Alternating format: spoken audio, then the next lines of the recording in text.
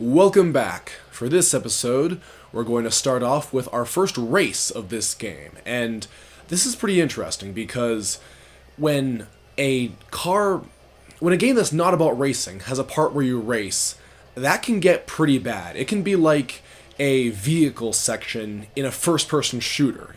Suddenly the designers are designing a game very different to the core gameplay, and it's hit and miss. It might be an interesting little diversion. It might be absolutely terrible, and the critics will gripe about it. And so will players, including me. In this game, I think they pulled it off. I think they made the races genuinely interesting and different from the base game in ways that must have been pretty challenging to do. Oh hey, Calypso pronounces it Diablo. It's the Spanish pronunciation. It doesn't say Diablo like I would. Interesting. In your average racing game, you want a sense of weight. You want the movements you make to be at least somewhat difficult to change or correct. You don't just want to be a little light beam going wherever you look. You want handling the vehicle to be difficult, so you get a sense that there's a lot of momentum behind your car. That's what gives what you're doing a sense of consequence. Remember earlier I said that weapons feel powerful when what they do is permanent? Well, by the same vein, cars feel powerful when moves you take have some serious consequences. Like if you're like, ooh, I shouldn't have taken that corner too tight. Now for the next 3 seconds I've got to take it a little slow and settle down here. Same idea. And Twisted Metal is not exactly like that. If you've been paying very close attention to the way I've been handling, you'll see I drive around like crazy. So Twisted Metal does not actually have the difficulties of handling that you would expect in a racing game. So at first glance at the design document, if you were designing this game, you look at this and go, well, look at the physics engine we've got. We can't make a racing game out of this. That's what I would have said. And I think the reason it worked out is because in spite of these cars being able to stop and reverse and turn on a dime and all that, there is still a sense of weight. You do still get the sense that... I hope this works. It didn't work! There is a shortcut that cuts over that little crook in the corner, and I didn't exactly succeed in hitting it. So that happened. Anyway, it is still non-trivial to get your car pointed in the right direction. The fast turn button, which basically functions as a power slide button when you're at high speed like I am, it's easy to get it pointed the way you want to, but if you do it at the wrong time, like I just did right there, you will cost yourself time. You will take the turn slower than you would have if you had managed your momentum exactly right, slowed down at the right spot, and not had to do that. Like, see, that turn I took there was, not to pat myself in the back, that was actually a really good turn. I managed to not overdo it. So I didn't do that. I didn't crash into something, and I also didn't waste my momentum. So, because the game is able to do that, these races are interesting. And the weapons don't hurt either. Weapons like that freeze missile, have a lot of relevance to this game, but there's enough rubber banding that getting hit by one doesn't just end the race for you. At least not in any of the difficulty modes I have played. This map is taking place on a cliffside. You got big rough-looking mountains on one side, and you've got a dead drop on the other. Now that is a very, very old and very beloved car racing trope. But we've got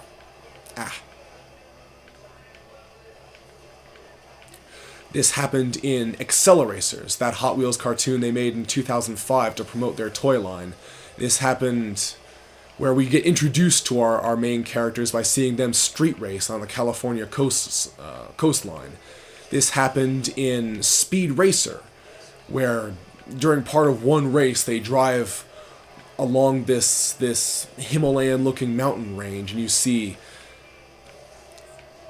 and it's the same setup. And of course, some guy gets hit with a goofy cartoon weapon and flies off the edge. He's fine. He's fine after that. To show that the bad guys are dastardly. I'm sure there have been lots of action movies that have had this, and you can see why, because it's visually, it's very stark. You see impassable terrain on one side, a dead drop on the other, and chances are the dead drop is colored either blue because it's so distant, or sandy brown because there's sand at the bottom, and you got mountains on the other side, which are either black or white rock, or brown in this case, and the asphalt will be black. And it'll be a different shade of black than anything else, so the place where the drivers are supposed to be is immediately very visually distinct. And it's kind of like a tightrope visually, because everything else is just so abundantly, so immediately hostile to cars, that the way forward just suggests itself. It's not like street racing in a city where it's, if you're watching, unless they put down barriers, it's not obvious where the course goes. So the stakes are high, it's straight, it just lends itself to racing. And now we're in for the boss fight. Each of the 3 campaigns in this game ends with a boss fight. Now, I have mixed feelings about some of the bosses, but this one against a pair of monster trucks, spoiler alert, is a good one. It takes the mechanics of the game, dodge shots, get behind your opponent, shop for weapons, shoot them, take care of yourself. It all works out. And at the same time, these monster trucks are not like ordinary opponents. They're very tough, they're very big and easy to hit. They are fast, but they can't really run away from you. And it appears that you can get run over by them and only marginally hurt. I wonder if that's realistic. I don't actually... There have never been vehicles this size. Never been monster trucks this size, so I don't think we'll ever find out. This don't look good. They're just men, just people. And I've killed plenty of people. It's funny that they don't give you subtitles for that. Well, while we're doing this, I'll try and point out what Sweet Tooth's gunner is saying to him, because I want to put a pin in this. Later on, Calypso will claim that Sweet Tooth is in charge of his own gang, and that gang treats Sweet Tooth like a god. He's just some kind of evil, twisted, insane clown messiah to them. Now, the way that gunner talks to Sweet Tooth, and Sweet Tooth back to him, he doesn't sound like a messiah talking to one of his disciples. He sounds like a gang leader, talking to a guy he uses but doesn't value very much. The dialogue between the bad guy from Fury Road, Immortan Joe, I think his name was, between him and his goons, that sounded realistic, like what a cult leader would actually say to his men. Here, it feels like they came up with the Sweet Tooth is a god idea after they designed this boss fight, wrote the dialogue, and recorded the lines. I would be interested to know what they think of the discrepancy between these lines, or if the writers feel there is any. Oof! It's possible to shoot yourself with the napalm thrower if you fire it too soon? That only happens if you're an idiot, but,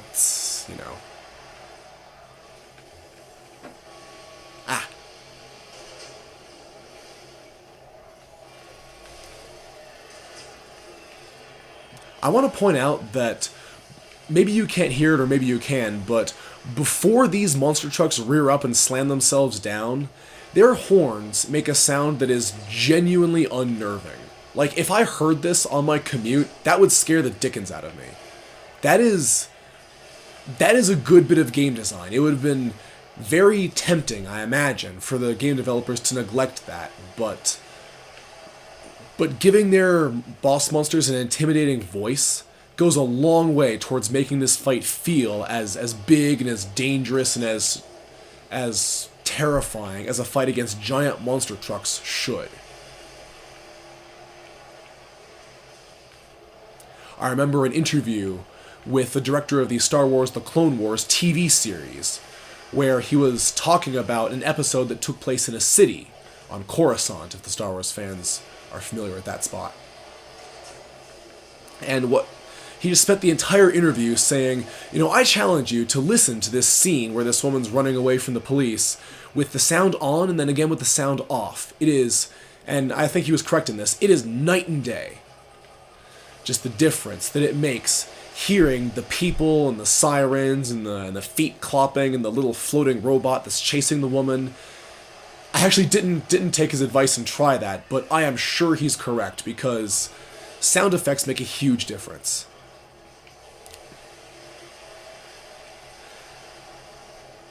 There was, even if you don't notice it, pick your favorite game from the list of games you remember very fondly, if you took my advice and came up with a list of those. And I think you'll find that if you look, they paid a lot of attention to sound in that game, if you remembered it. There we go. What's interesting about this fight is that they picked my car for me. Like, I didn't choose to drive this car. I like it, but I didn't pick it. And I wonder why they did that. Why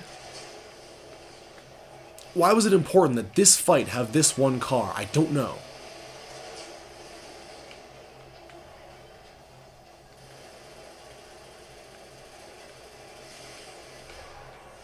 There we go. One down, other to go.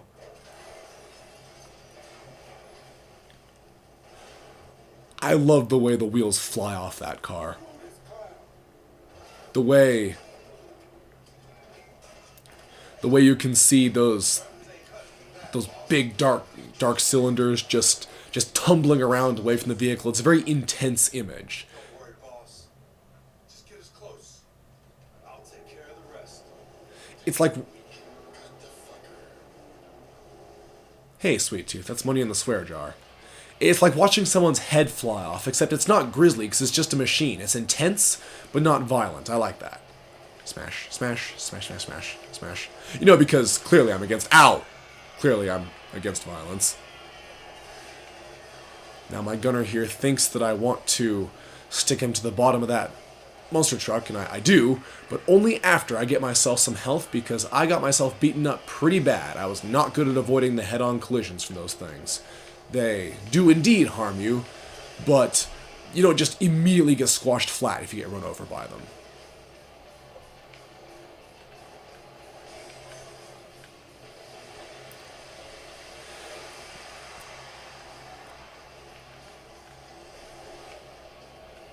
Now, positioning yourself underneath a monster truck that's trying to kill you, but one that can't pull dirty tricks like doing donuts, this is a really interesting challenge. This is something that engages with the very delicate and very precise handling mechanics of this game.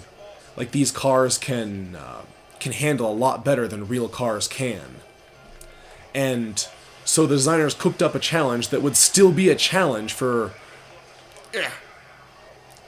Darn it, stop that. There we go. For unrealistically agile cars like this.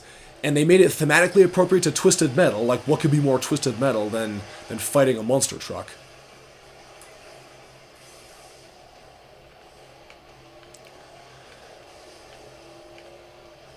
And they didn't overdo it. They didn't make you do it 3 times over or something like that.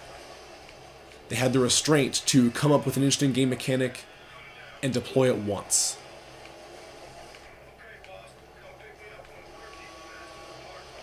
Now, if you didn't hear it, that gunner said, "Okay, boss." I'm going to tell you what he's saying because I don't think you can hear it. He says, "Okay, boss, I'm all finished. Come pick me up." Sweet Tooth has a different idea, and he's going, "Boss, you coming?" And what you're supposed to do, there's no option, you have to do this to finish the game, is this.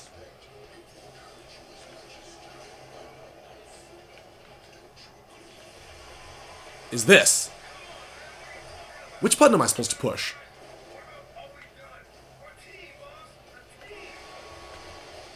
Hang on.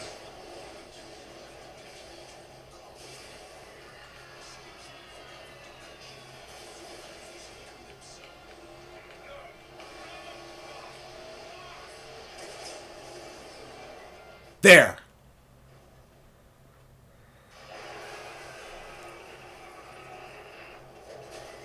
Yep, he blew up his gunner with the armor on that monster truck just for kicks.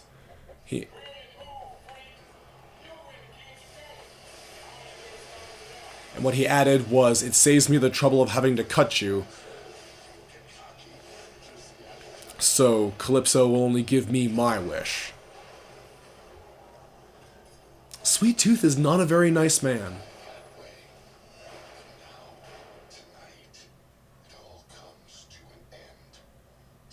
Sweet Tooth?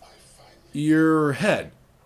I don't mean to be rude, because maybe you noticed this and you don't want anyone to point it out, but your head's not flaming. Do you know that?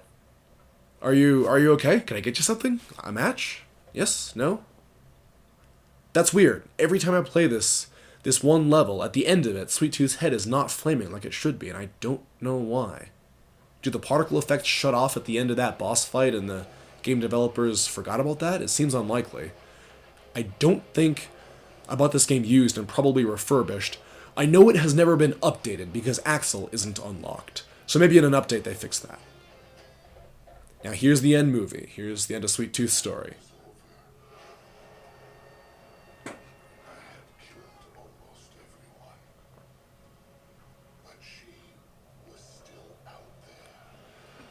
I wonder how the office workers reacted to seeing Sweet Tooth walking through the office to the elevator to get to Calypso's office. I wonder how normal that is for Calypso's employees. For my price, I told Calypso to send me where she'd been all these years. Tonight, I'd finally get to cut her. Man, you can see the veins bulged on that guy's arms. That actor is ripped.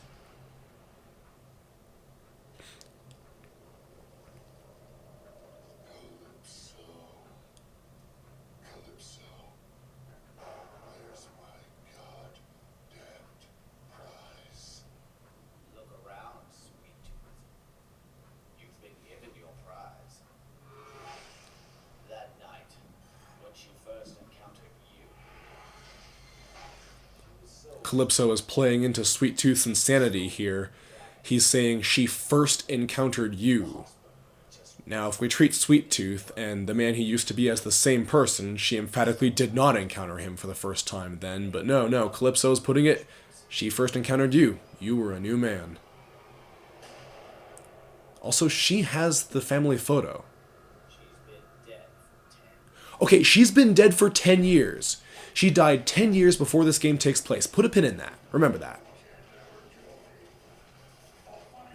But first,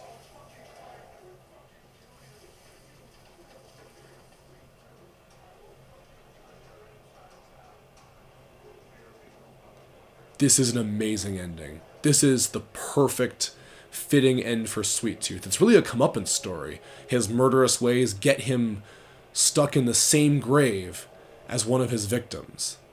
That's perfect. That is very Twisted Metal, and it's very horror movie, and it suits him. And my God, who buried her? She's 50 feet under. Look at that gravestone. She died in 2012. 1996 to 2012. Right? I'm not the only one seeing that. So that means this game is set in 2022. This game does not feel like 2022. Frankly, it feels a little more like 2002.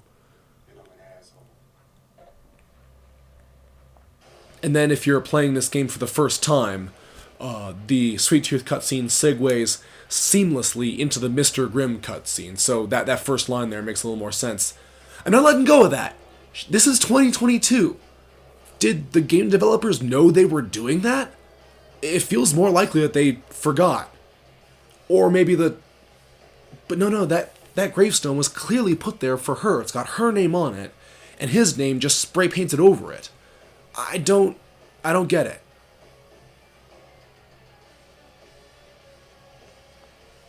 I mean, I've made stop motion films and I've made some pretty goofy mistakes, so It's not like I don't understand how easy it is to slip up like that when you're making a movie. It's just strange.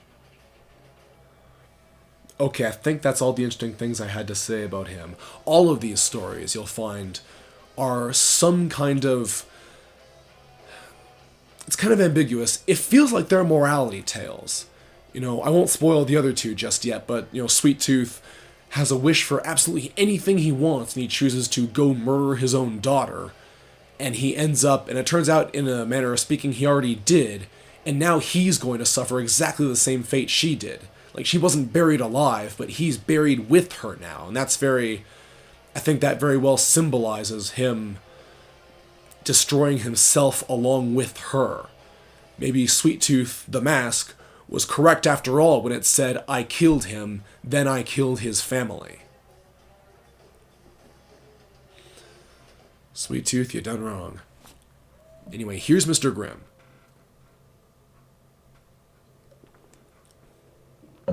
Now, I've seen the cutscenes for all the Twisted Metal games, and in all the previous games, Mr. Grimm consumed people. In the first game, it was unclear exactly what he was, but he went up to Calypso and said, I'm here for your soul. And the cutscene ended with him driving away, Calypso tied to the back of his motorcycle, struggling, yelling, It's not time yet! No! That was one of the only genuinely disturbing scenes in the first game. The first game typically didn't try very hard to be disturbing. That wasn't its theme. It was a little goofier than that. In Twisted Metal 2 and Twisted Metal Head On, I think, he was the Angel of Death. And he didn't like his position. In 1, he was addicted to consuming souls. In fact, every time he consumed a soul, he called that his fix.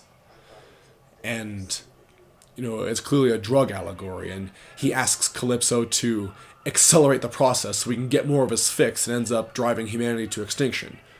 Oops. And in another game, he says, I want to stop being the Angel of Death. I don't like this life. I want out. He gets his wish, but he doesn't get a lease on life. He becomes human again, and he becomes the first soul the new Angel of Death has to bring to the afterlife, because he's instantly run over by a truck. In Twisted Metal 4, in Twisted Metal 3, he wanted Calypso's soul, so Calypso kicked him. Get it? Because he had a soul on his shoe!